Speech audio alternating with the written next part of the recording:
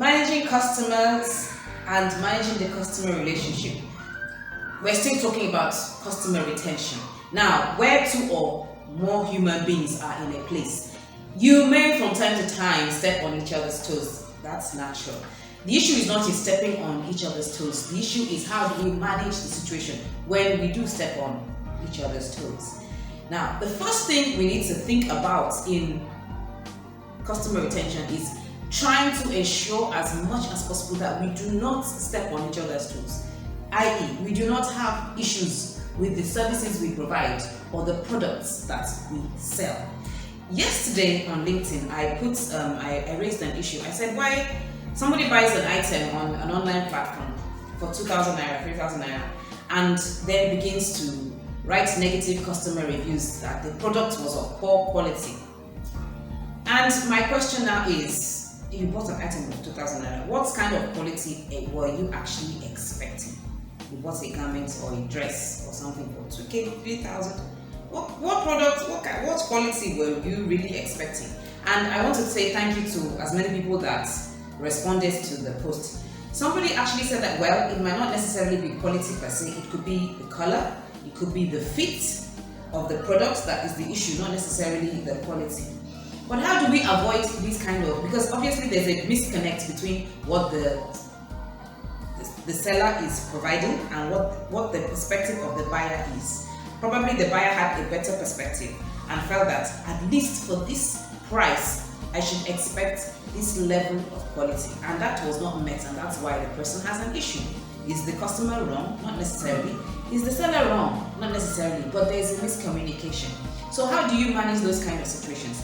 First and foremost, in every transaction, you must be clear on what you are providing. Be so clear that what you have in your mind is exactly what your customer is also going to understand. So now, I have an item, I have a gown that is 3,000 naira. How can I describe this gown in such a way that the person purchasing it has a clear understanding of exactly what that product is all about? So if it's, what material is it? State the material. Is it a light material? Is it a heavy material? I remember I bought a jacket one time on I think I bought it on Amazon back then. Now, because what I see is a picture. By the time this item came, it was like a winter coat. You know, it was so thick, I couldn't wear it to the office.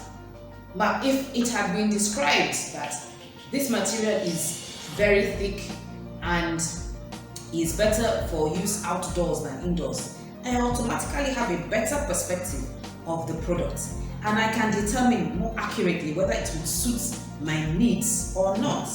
But that was not highlighted in the description, so of course I had an issue with it.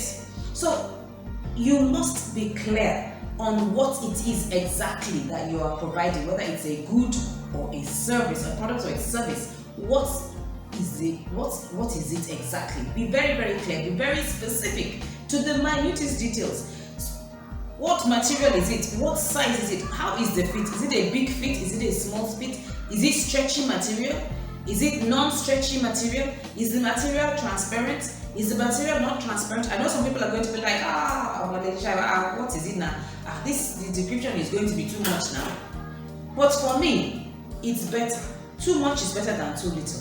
So that people can make informed opinions on whether or not they want this item or not.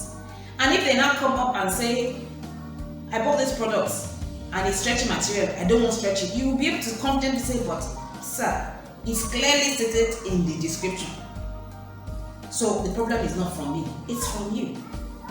Because you want to avoid these unnecessary frictions as much as possible. So be clear, state clearly in your description of your item, of your service, of your product. Set your boundaries. If you're a consultant like me, you're a service provider, what does your service provide? Where are the boundaries? What are the limitations? Set your scope. I am an Uber driver.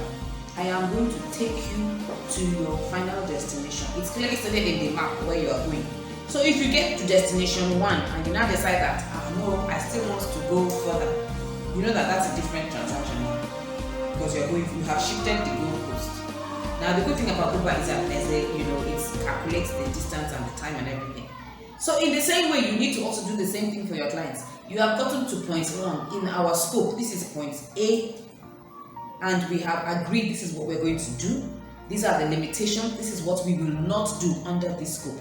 If you now want me to do extra, then it's going to be under a different contract. So I will conclude on this first one, and I will sign off, and I will collect my money on this first one first before we move to the next level, so that we avoid unnecessary friction. Now, that is step 1. But sometimes, even with all that, we still have an issue or a problem with the customer. How do we manage it? The first thing is that we need to understand exactly what the customer's challenge is. And don't try to talk the person down, or don't try to tell the person to calm down. Sometimes, the client or the customer could be very, very upset if his expectations have not been met in the way and manner he feels it should be met. So you need to really understand exactly what it is he wants. Is it something that can be remedied? Please quickly ensure that you provide that remedy. Now the challenge is that the remedy might come at an extra cost. Is the customer willing to pay that extra cost? In most cases, he's not likely to want to pay extra cost for anything. So is it something that you can do without incurring too much? Please go ahead and do that. And sometimes you might actually have to, incur the loss yourself in order to remedy it. But try to remedy that situation and get the customer to be happy with the final product or service, so that he can sign off on it and be happy that, okay, even though we had a little bit of friction here and there, I am happy with the final outcome. That's where you want to get the customer to that place of happiness and joy and satisfaction. Okay, I'm happy with the final outcome. You guys tried, even though you missed it here, but we finally sorted it out. That's good. I'm happy with it. Why do you want him to be happy? So that he can refer you to his friends and say, these guys are good. Although we had an issue, but they tried. They were able to rectify it.